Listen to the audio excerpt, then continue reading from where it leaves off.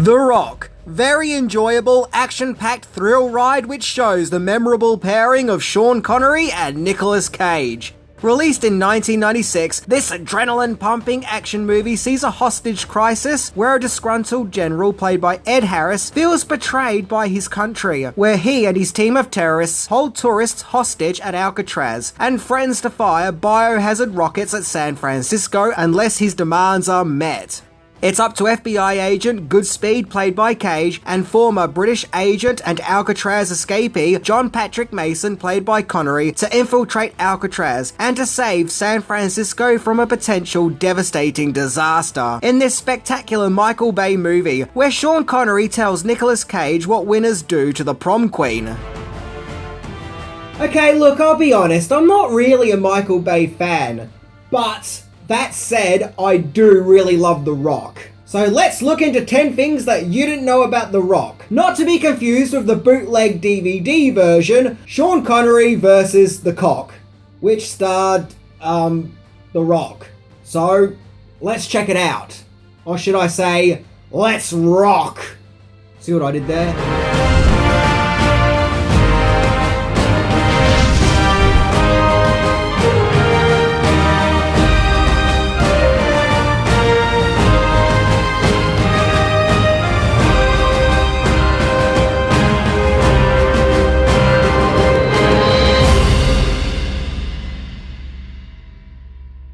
Number 10. Script writing chaos.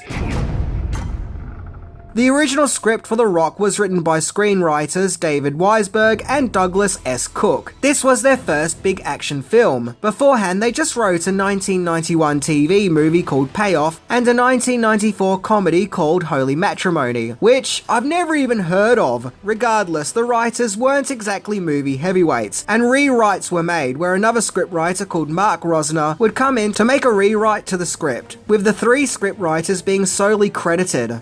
However, other scriptwriters would also come along to make rewrites, including A Few Good Men and West Wing writer Aaron Sorkin, Jumanji and Die Hard with a Vengeance writer Jonathan Hensleigh, and even Quentin Tarantino worked on the script. Yep, the legendary Footman himself. So why weren't any of those writers credited? I mean, after all, you would think that attaching a name like Tarantino to your script would be bound to bring in viewers, right? Well, simply put, the Writers Guild stepped in and said no. They didn't want any other writers to be credited other than David Weisberg, Douglas S. Cook, and Mark Rosner. Why? Who knows? But director Michael Bay himself supposedly contacted the Guild and told them that this decision to not credit the other writers was a travesty. Number 9. Original Director. So the script found its way to the producing powerhouse partnership of Jerry Bruckheimer and Don Simpson, whom at that stage had produced many successful movies, including Beverly Hills Cop, Top Gun, Days of Thunder, and Bad Boys, among others. However, their original choice of director was Tony Scott, which I guess makes sense, as Scott at that stage had directed several of the producer's movies, including Top Gun, Beverly Hills Cop 2, and Crimson Tide. And so Scott definitely had a flair for action movies, but he turned the job down, as he was already working on the movie The Fan. So instead they went with the Bay man himself, Michael Bay, on the account that he had just directed another action movie Jerry Bruckheimer and Don Simpson had produced, Bad Boys, which proved to be a truly spectacular action movie. So Bay was now hired to direct his second feature film. Yeah, all these filmmakers in this particular clique do seem to really love their action movies. Even their period piece dramas can't stop themselves from being explosive action movies.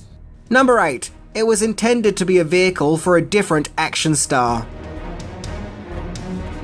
So The Rock may have seen the gathering of a modern action movie hero, that being Nicolas Cage, and a veteran one of old, which of course was Sean Connery. The action star originally considered for The Rock was none other than Arnold Schwarzenegger.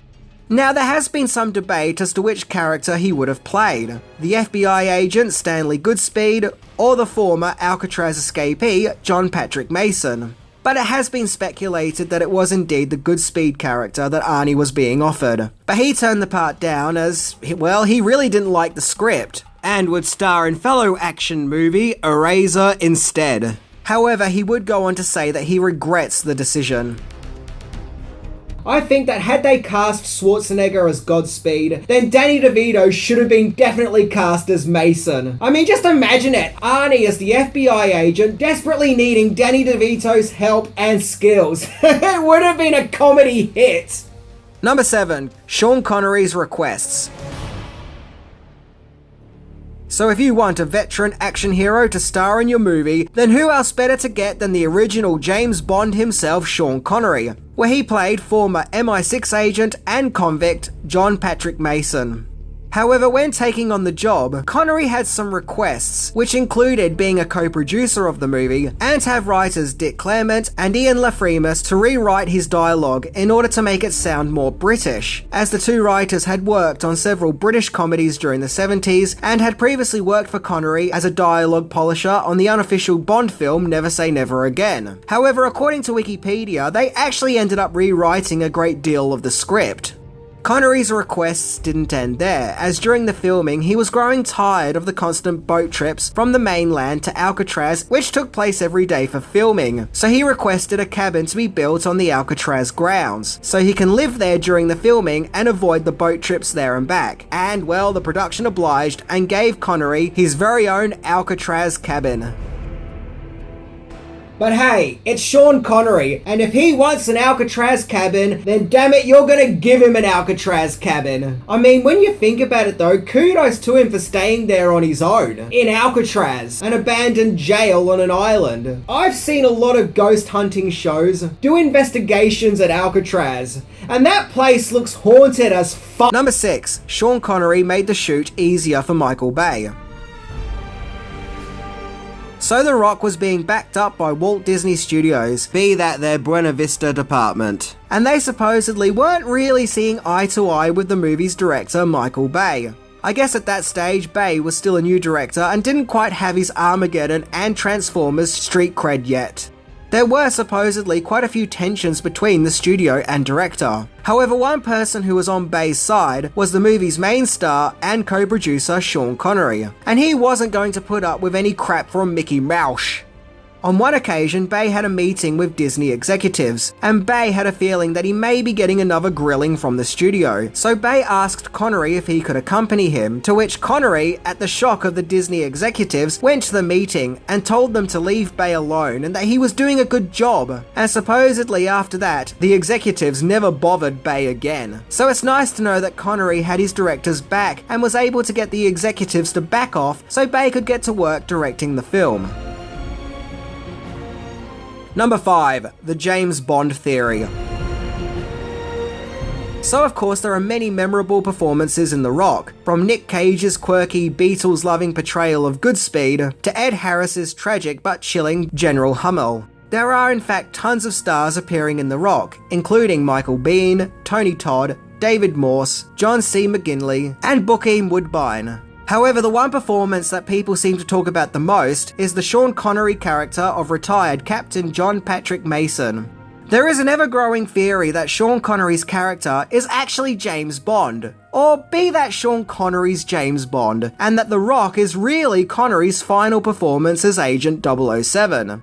Okay, so the theory goes that Mason is Bond, and that Mason is an undercover name that Bond used. So how are these two characters one and the same? Well, on the account that Bond and Mason are both MI6 British agents. The theory also stipulates that Bond was locked up in the Alcatraz prison by the US government, but he escaped, and this happened before the events of the first Bond movie, Dr. No. And so after that, all of his Bond adventures took place, and at some stage after the events of Diamonds Are Forever, the US caught up with him and locked him up in a maximum security prison. Yeah, look, personally, I don't believe this theory. For starters, in the Bond movies, in his missions, Bond is often seen teaming up with American agents and even travels to the States. I think that someone would have known that this guy was an extremely wanted fugitive on the run. And why would Bond be going on missions if he was really that highly sought after? And also, this theory only really works if you go with the James Bond codename theory.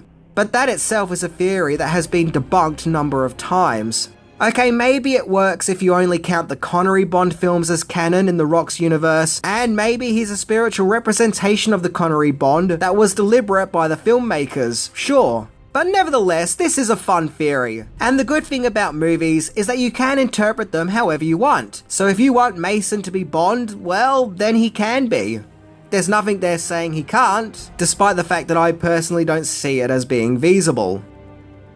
Once again, I'm not saying that the theory doesn't hold merit, nor am I saying that no one should believe it. It's just that I personally don't believe it, but I do think it's a fun theory. Number 4. Filming. Most of the filming was actually shot at Alcatraz, and although the idea of filming at an abandoned jail facility on a small island may sound easy, it wasn't, as the filming had to accommodate for tour guides that were constantly taking place around the location, as it's now a national park. Yeah, that would have been pretty annoying. Other filming took place around Los Angeles and San Francisco. In the scene where Mason hangs the FBI agent over the edge of the rooftop of the Fairmount Hotel in San Francisco, this was a stunt that was done for real, where many horrified onlookers had no idea that a movie was being filmed, where they called 911 but were subsequently told that it was just a movie being filmed. Then of course we have the epic car chase. Wow, does this thing look amazing. Bay said that filming this was one of the hardest experiences of his career, to which in order to film that scene, he had to get hundreds upon hundreds of signatures of approval. Number 3. A key player died during filming. It was during the shoot that tragedy struck the production, that being the sad passing of producer Don Simpson. It is said that he died of a heart attack brought on by substances. Simpson had produced many great movies throughout the 80s and 90s, and sadly halfway through The Rock's shoot, after an amazing career, the producer was now no more. Despite the tragedy within the production, lots of ad-libbing happened during the shoot in order to add more humour to the movie. I would imagine it could have been a pretty tough time for humour, but sure, why not? With it being felt by some that the original script was a little too serious. Maybe the set got a little bit too giggly, as at one stage Ed Harris just couldn't act, as he kept bursting into laughter whenever he looked at the extra playing the tour guide. It was put down to him having the giggles that day. Nicolas Cage supposedly ad-libbed most of his lines, and in part, he took inspiration for his character from Richard Dreyfuss's performance as Hooper in Jaws. Yeah, look, I love Dreyfuss in Jaws. He's great, but the fact that Nicolas Cage took inspiration from Hooper to play this action hero guy is just so wonderfully random. Number 2. Planned sequel. So Bay always had a sequel planned in the back of his mind of making a Rock 2.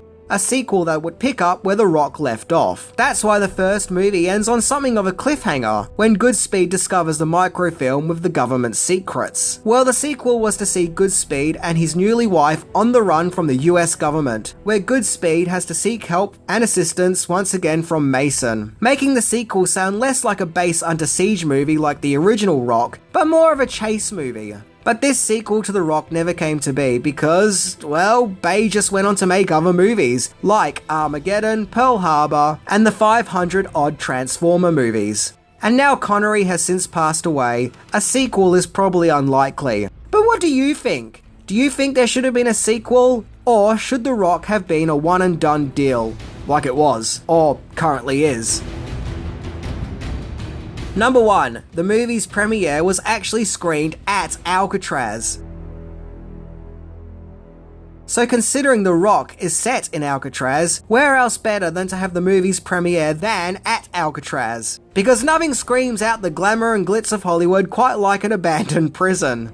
After its release in June 1996, The Rock would go on to make over $335 million on a $75 million budget, not only making it extremely successful, but also the 4th highest grossing movie of 1996, so it was a big deal. The Rock also got glowing praises from critics, who felt that it was a fun, top-tier, action-packed spectacle. Granted, it was felt that maybe this was a leave your brain at the door kind of deal, but as long as you can do that, then you'll have a great time with The Rock. And I agree. Yes, it's silly and full of cliches and has over-the-top bangs and crashes, but they are bangs and crashes made of the utmost top quality, and it's hard to not really enjoy them. And it's great seeing Sean Connery, possibly the original action hero, running around on another fast-paced adventure. and he does have amazing chemistry with Nick Cage. So is The Rock fine art, or going to push boundaries, or challenge us, or change the way we look at cinema? No, simply no. But it doesn't need to. It's an extension of the action-adventure genre, like Bond, Indiana Jones, and Die Hard, and so on. And because of this, it's a damn good time.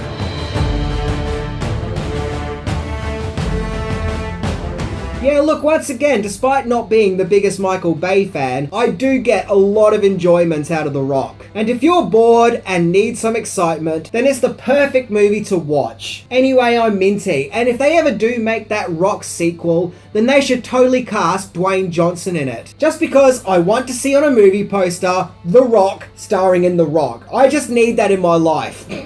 See ya!